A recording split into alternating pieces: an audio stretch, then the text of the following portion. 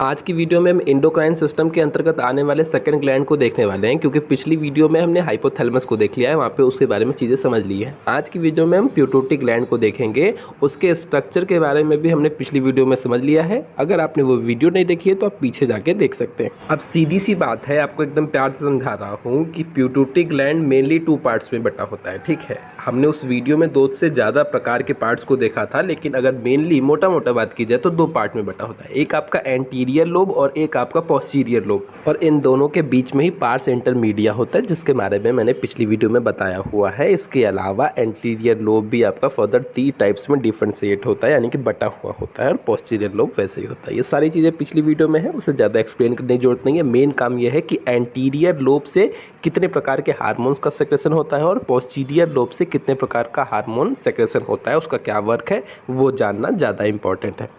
अब इसके बाद की बात की जाए तो कुछ चीज़ें आपको पहले से ही पता है, जैसे कि पिट्यूटरी ग्लैंड अपने से नीचे सारी ग्लैंड्स को कंट्रोल करने का काम करता है। इसी वजह से पिट्यूटरी ग्लैंड को मास्टर ग्लैंड के भी नाम से जानते हैं, क्योंकि वो अपने से नीचे सारी वाली ग्लैंड्स को इन्फॉर्मेशन देता है, उनको कंट्रोल करता है, कब क्या करना है ये सारी चीज़ें बताता है। इसी वजह से वो मास्टर ग्लैंड के नाम से जाना जाता है। लेकिन पिट्यूटरी ग्लैंड को भी कंट्रोल करने का काम हाइपोथैलेमस करता है। इसी वजह से पिट्यूटरी ग्लैंड को कंट्रोल हाइपोथैलेमस करता है। इसी वजह से इसे मास्टर्स ऑफ मास्टर ग्लैंड के भी नाम से जानते हैं। तो पेपर में क्वेश्चन आता है कि किसे मास्टर ग्लैंड्स के नाम से जाना जाता है या किसे मास्टर्स ऑफ मास्टर ग्लैंड के नाम से जाना जाता है। ठीक है, यानी कि मास्टर का मास्टर कौन है तो हाइपोथैलेमस, और मास्टर कौन है तो फिर आपका पिट्यूटरी ग्लैंड। ये सारी चीज़ें याद रखनी है। किसी भी प्रकार के कंपटीशन वाले एग्ज़ाम या मेडिकल एग्ज़ाम की तैयारी देते हैं तो वहाँ पे ये चीज़ें पूछी जाती हैं। ये ऑप्शनल में चीज़ें आपको देखने को मिल जाएंगी। अब आगे चलते हैं, तो वही सारी चीज़ें यहाँ पे लिखी है। The pituitary gland in some time called the master gland of the endocrine system because it controls the function of many of other endocrine glands. ये अदर एंडोक्राइन ग्लैंड्स को कंट्रोल करता है, इसी वजह से इसे मास्टर ग्लैंड के भी नाम से जाना जाता है। और चूँकि हाइपोथैलेमस पिट्यूटरी ग्लैंड को कंट्रोल करती है, इसी वजह से उसे मास्टर्स ऑफ मास्टर ग्लैंड कहते हैं। चीज़ें समझ में आ गई। चलिए अब बात करते हैं दूसरी। Your pituitary gland monitors your body function in much the same way your pituitary send signals to your organs and glands via its hormones to tell that what function are needed and when. ठीक है, यानी कि सीधी सी बात है कि pituitary gland आपके बॉडी फंक्शंस को मॉनिटर करने का भी काम कर सकती है, मतलब करती है, कर सकती नहीं, करती ही है, जाहिर सी बात है करती है। Your pituitary send signals to your organ and glands. ये आपकी जो पिट्यूटरी है वो आपके ऑर्गन और आपके ग्लैंड्स को सिग्नल भेजती है। किसके माध्यम से? Via its hormones. हार्मोन्स के माध्यम से सिग्नल भेजती है कि कौन सा काम कब करना है, कब नहीं करना है, कब हार्मोन्स रिलीज करना है, नहीं करना है, कितना करना है, वो सारी चीज़ों को बताने का काम आपका पिट्यूटरी ग्लैंड करती है। चीज़ें समझ में आ गई? चलिए, उम्मीद करता हूँ समझ में आ गई होगी।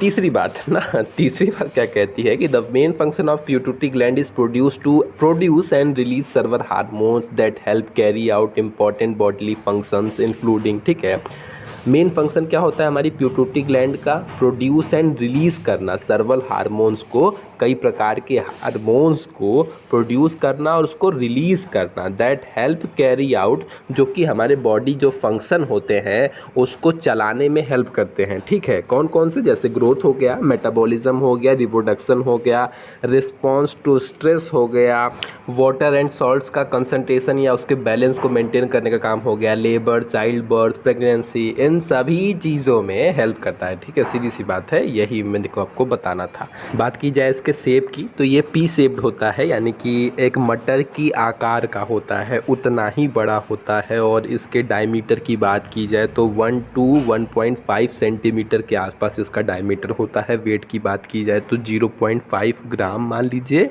या 500 मिलीग्राम होता है। ठीक है, अब बात की जाए इनके लोकेशन की कि भैया कहाँ पे लोकेटेड होता है, कहाँ पे स्थित होता है, तो इसको बताने का सबसे सिंपल तरीका तो यही होता है, जो कि लोग फॉलो भी करते हैं, कि भैया हाइपोथैलेमस के नीचे। सीधी सी बात है, थैलेमस के नीचे हाइपोथैलेमस, हाइपोथैलेमस के नीचे आपका पिट्यूटरी ग्लैंड, ऐसे ही लोग बताते हैं। तो आप चाहें तो ऐसे बता सकते हैं कि हमारा पिट्यूटरी ग्लैंड हाइपोथैलेमस के जस्ट नीचे ही अरेंज रहता है। और आप कह सकते हैं, क्या कह सकते हैं, रियलिटी है कि आपका पिट्यूटरी ग्लैंड हाइपोथैलेमस से कनेक्टेड भी रहता है। अभी आपको आगे चीज़ें समझ में आएगी। एक पिट्यूटरी स्टाल्क, जिसे इन्फंडिबुलम के नाम से जानते हैं, उसी के थ्रू पिट्यूटरी ग्लैंड हाइपोथैलेमस से कनेक्ट रहती है, ठीक है, माफ़ कीजिएगा। इसके अलावा दूसरा तरीका ये है कि ये ब्रेन के बेस में, यानी कि जो हमारा दिमाग है उसके बेस में, आधार में अरेंज रहता है। तीसरा तरीका है कि नोज के जस्ट सीधे पीछे अरेंज रहता है, नोज के जस्ट सीधे पीछे अरेंज रहता है। इन 3 तरीक़ों से हम उसको डिस्क्राइब करते हैं, ठीक है, कि ये कहाँ पर लोकेटेड होता है। आपका जो मन में आएगा वो आप लिख लीजिएगा। वैसे सिंपल तरीका है, हाइपोथैलेमस के जस्ट नीचे अरेंज रहता है, आसानी से आपका काम हो जाएगा। चलिए अब आगे की तरफ चलते हैं, अब जिसकी बात करते हैं इसके पार्ट्स के बारे में, ठीक है। देखिए, हमने आपको स्टार्टिंग में ही बताया था कि पिट्यूटरी ग्लैंड को मोटा मोटा अगर बात की जाए तो 2 टाइप्स में डिवाइड किया गया है। कौन कौन सा? एक आपका एंटीरियर पिट्यूटरी और एक आपका पोस्टीरियर पिट्यूटरी, ठीक है। जो एंटीरियर होता है क्योंकि वो सामने की तरफ होता है, फ्रंट लोब होता है, तो उसे हम एंटीरियर पिट्यूटरी के नाम से जानते हैं। जो पीछे की तरफ से होता है उसे पोस्टीरियर पिट्यूटरी के नाम से जानते हैं। तो एंटीरियर जो आगे वो एंटीरियर, जो पीछे वो पोस्टीरियर। बात ख़त्म, बात समझ में भी आ गई। अब समझिए, एंटीरियर पिट्यूटरी को भी फर्दर थोड़ा डिफरेंशिएट किया गया है और वही बना है pars tuberalis, pars intermedia, pars distalis, ठीक है। लेकिन हमें इन सब के बारे में नहीं देखना है, हमने मोटा मोटा सिर्फ 2 पार्ट समझना है कि इसे 2 पार्ट में डिवाइड किया गया है। एक आपका एंटीरियर पिट्यूटरी, दूसरा आपका पोस्टीरियर पिट्यूटरी। अब हमें ये समझना है कि एंटीरियर पिट्यूटरी से कौन कौन से हार्मोन्स का सेक्रेशन होता है और पोस्टीरियर पिट्यूटरी से कौन कौन से हार्मोन्स का सेक्रेशन होता है। बस बात ख़त्म। और सुनिए, मैंने आपको स्टार्टिंग में ही बताया था कि हमारी पिट्यूटरी ग्लैंड हमारे हाइपोथैलेमस से भी कनेक्टेड होती है। कैसे कनेक्ट होती है अब उसे समझते हैं। Your pituitary is connected to your hypothalamus through a stalk of blood vessels and nerve called the pituitary stalk. माफ़ कीजिएगा, स्टाल्क, ठीक है, स्कॉल्ड नहीं, स्टाल्क, ठीक है। इसे ही हम also known as a infundibulum, इसे हम इन्फंडिबुलम के भी नाम से जानते हैं। हमें पता है चीज़ें आपको समझ में ना आ रही होगी, कोई बात नहीं। ये प्यारा सा फिगर देखिए, फिगर देखते ही सब कुछ समझ में आ जाएगा। देखिए ये कहना क्या चाह रहा है, ये कह रहा है कि जो हमारी पिट्यूटरी ग्लैंड होती है वो हाइपोथैलेमस के थ्रू एक स्टाल्क के थ्रू कनेक्टेड होती है। हमारी पिट्यूटरी ग्लैंड हाइपोथैलेमस से एक स्टाल्क के थ्रू कनेक्ट होती है। इस स्टाल्क को, इस डंठल को पिट्यूटरी स्टाल्क के भी नाम से जाना जाता है। इस डंठल को पिट्यूटरी स्टाल्क के भी नाम से जाना जाता है। तो अगर आपके एग्ज़ाम में या आपके किसी भी प्रकार के जो आपके एग्ज़ाम पेपर होने वाले हैं वहाँ पे ऑप्शनल में क्वेश्चन पूछ दे कि अगर आपसे पूछा जाए कि हाइपोथैलेमस पिट्यूटरी ग्लैंड से कैसे कनेक्ट होता है, तो आप कह सकते हैं कि पिट्यूटरी स्टाल्क के थ्रू, या कह सकते हैं कि आपका इन्फंडिबुलम के थ्रू कनेक्टेड होता है, क्योंकि इसी पिट्यूटरी स्टाल्क को हम इन्फंडिबुलम के भी नाम से जानते हैं। तो कैसे कनेक्ट होता है? तो पिट्यूटरी ग्लैंड हाइपोथैलेमस से पिट्यूटरी स्टाल्क के थ्रू या इन्फंडिबुलम के थ्रू कनेक्टेड रहती है, क्योंकि इसको स्टाल्क भी कहते हैं और इन्फंडिबुलम भी कहते हैं, दोनों इसी को कहते हैं। डाउट नहीं होगा, माइंड क्लियर। चलिए, अब ये पिट्यूटरी स्टाल्क बनी किससे होती है वो बताया गया है, ब्लड वेसल्स और नर्व से। नर्व, ठीक है, ये नर्व और ब्लड वेसल मिलकर ही पिट्यूटरी स्टाल्क का फॉर्मेशन करते हैं, ठीक है। अब थोड़ा और डिटेल में समझाता हूँ, क्योंकि हमने आपको बताया है कि हमारी पिट्यूटरी ग्लैंड 2 पार्ट की होती है, 2 पार्ट में बटी होती है, एक एंटीरियर और एक पोस्टीरियर। तो एंटीरियर पिट्यूटरी हाइपोथैलेमस से ब्लड वेसल्स के थ्रू कनेक्ट रहती है कि आपके नर्वस के थ्रू कनेक्ट रहती है। यही क्वेश्चन वहाँ पे भी पूछा जाता है, आपके किसी भी प्रकार के कंपटीशन वाले एग्ज़ाम में भी पूछा जाता है कि एंटीरियर पिट्यूटरी हाइपोथैलेमस से कैसे कनेक्टेड रहती है। ऑप्शन में 4 एग्जाम्पल दे देगा। अब आपको याद है तो बताइए, वरना बैठ के आप घंटा हिलाइए। तब ऐसे में आपको याद आता है कि तो मनैया कहा रहा कि पिट्यूटरी स्टाल्क के थ्रू, कहा रहा इन्फंडिबुलम के थ्रू। इन्फंडिबुलम ऑप्शन में है का? अरे वाह, सही है, इसी को टिक मार दे। जबकि ऐसा है नहीं। मैंने आपको बताया ज़रूर कि पिट्यूटरी ग्लैंड, पूरी ग्लैंड पिट्यूटरी स्टाल्क के थ्रू या इन्फंडिबुलम के थ्रू कनेक्ट रहती है। लेकिन अगर अब पिट्यूटरी ग्लैंड में पार्ट पूछ रहा है कि एंटीरियर पिट्यूटरी कैसे कनेक्ट होती है, तो अब उसे समझिए, उससे बताता हूँ।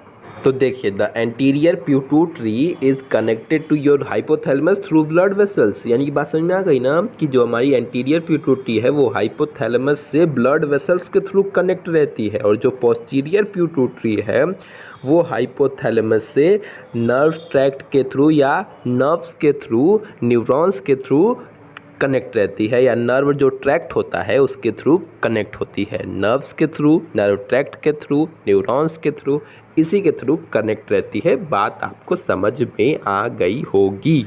तो एंटीरियर पिट्यूटरी ब्लड वेसल्स के थ्रू, पोस्टीरियर पिट्यूटरी नर्व्स के थ्रू या नर्व ट्रैक्ट के थ्रू। ठीक, डाउट क्लियर? कोई डाउट नहीं होगा। यहाँ तक हमने पार्ट समझ लिया। अब हम एंटीरियर पिट्यूटरी से निकलने वाले हार्मोन्स को देखेंगे और पोस्टीरियर पिट्यूटरी से निकलने वाले हार्मोन्स को देखेंगे।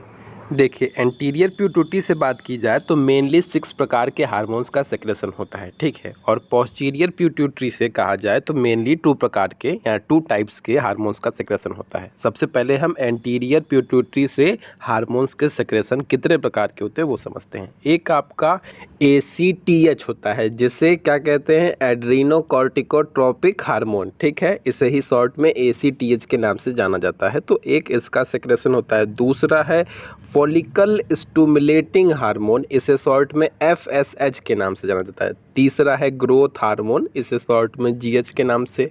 ल्यूटेनाइजिंग हार्मोन LH के नाम से। प्रोलैक्टिन, फिर थायराइड स्टिमुलेटिंग हार्मोन यानी कि TSH, और यही हमारे कुल 6 हार्मोन्स हैं जिनका सेक्रेशन इनके थ्रू होता है मेनली। अब इनके इंडिविजुअल एक एक काम, इनका क्या, किस हार्मोन का क्या काम है, वो सारी हम अगली वीडियो में देखेंगे। आज नहीं, अगली वीडियो में से हम क्लियर करेंगे ताकि उसी वीडियो में सारे टॉपिक क्लियर हो जाएं। और पोस्टीरियर पिट्यूटरी से किस प्रकार के हार्मोन्स का सेक्रेशन होता है, तो एक आप कह लीजिए एंटी ड्यूरेटिक हार्मोन, या इसे ही ADH या वैसोप्रेसिन के नाम से जाना जाता है, और दूसरा है ऑक्सीटोसिन। इस 2 प्रकार के हार्मोन्स का सेक्रेशन पोस्टीरियर पिट्यूटरी से होता है, यानी कि पीछे वाली पिट्यूटरी ग्लैंड से होता है, और आगे वाली पिट्यूटरी ग्लैंड से ये 6 प्रकार के हार्मोन्स का सेक्रेशन होता है। तो उम्मीद करता हूँ चीज़ें समझ में आ गई होगी। अगली वीडियो में इनको हम डिटेल से देखेंगे। आज के लिए बस इतना ही। वीडियो पसंद आएगी तो like share subscribe. Tata, bye bye.